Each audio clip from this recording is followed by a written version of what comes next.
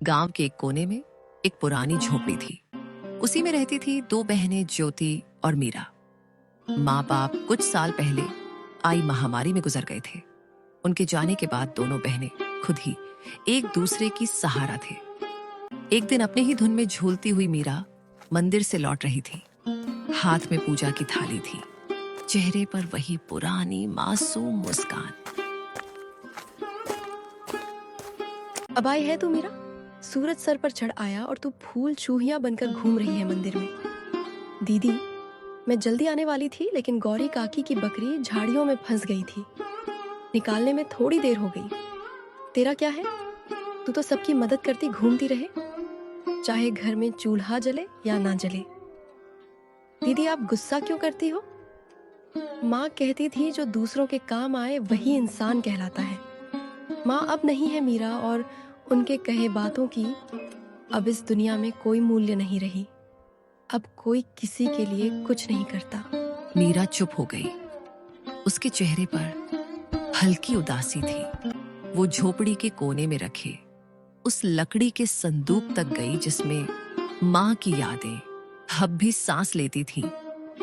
संदूक से निकाला हुआ एक साड़ी मीरा छू के अपनी दीदी से बोली, दीदी, जब यह साड़ी माँ पहनती थी ना, तब हमें देखकर मुस्कुराती थी।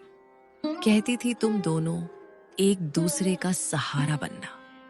मीरा की बात सुनते ही ज्योति का चेहरा नम हो गया और उसकी आंखें पल भर को भीग गई। लेकिन ज्योति अपनी भावनाओं को छुपाते हुए मीरा से बोली, मैं तुझसे सख्त हूं मीरा, क्योंकि मैं डरती हूं अगर तुझे भी एक दिन कुछ हो गया तो मैं अकेली कैसे जीऊंगी। इस दुनिया ने मुझसे सब छीन लिया है। मैं नहीं चाहती तू भी मेरी तरह कमजोर पड़ जाए, इसलिए तुझे मजबूत बना रही हूं। दीदी, आप कमजोर नहीं हो, आप ही तो मेरी ताकत हो। अगर आप मेरा हाथ थामे रखो तो दुनिया की आंधी भी मुझे हिला नहीं सकती। मीरा की बात सुन के ज्योति के चेहरे पर उसके माता पिता के जाने के बाद पहली बार हल्की सी मुस्कान आई। उसी समय गांव की पगडंडी पर 3 परछाइयां उनकी झोपड़ी की तरफ बढ़ रही थी। धर्मपाल, बिमला और उनका बेटा कमल, वह थे बहनों के सगे चाचा चाची। अरे ज्योति, कैसी है मेरी बच्ची? तू ठीक तो है ना? बहुत मुश्किल से जिंदगी बीता रहे होगे ना भैया भाभी के जाने के बाद। हम ठीक हैं चाचा जी, अब जो है उसी में खुश हैं। खुश झोपड़ी में तुम्हारे हिस्से की जमीन को हमारे नाम कर देती तो हम तुम दोनों को अपने यहाँ रहने देते। तुम दोनों बहुत खुश रहती हमारे साथ। हाँ मां, तुम सही कह रही हो। इनका घर भी पुराना हो चुका है और अब ये जमीन भी यूं ही पड़ी है, बर्बाद हो रही है।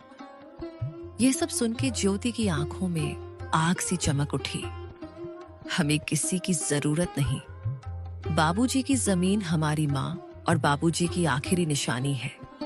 उसे हम यूं ही नहीं छोड़ेंगे। अरे बेटी, तुम्हारी जो खेतों की जमीन है वह भी तो बंजर ही पड़ी हुई है ना। और वैसे भी दुनिया समझदारी से चलती है और औरतें खेत नहीं जोतती। देख लेना, एक दिन रोती हुई आओगी हमारे पास, तब समझ आएगा कि रिश्तेदारों से मुंह नहीं मोड़ा करते। ज्योति को यह सब सुनाकर तीनों वहां से निकल गए। लेकिन मीरा यह सब घर के अंदर से सुन रही थी। यह सुन के उसका चेहरा उतर गया।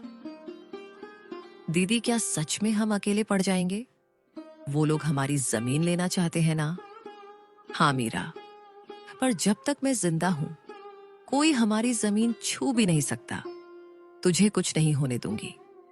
रात को चूल्हे के आगे बैठी हुई मीरा अपनी दीदी से बोली, दीदी, माँ की साड़ी मैंने संभाल के फिर से संदूक में रख दी है।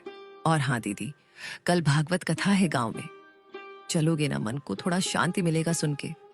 लोग बातें बनाते हैं मीरा, ताने मारते हैं और सोचते हैं कि हम प्रसाद के लालच में जाते हैं, पर हम तो अच्छे हैं ना।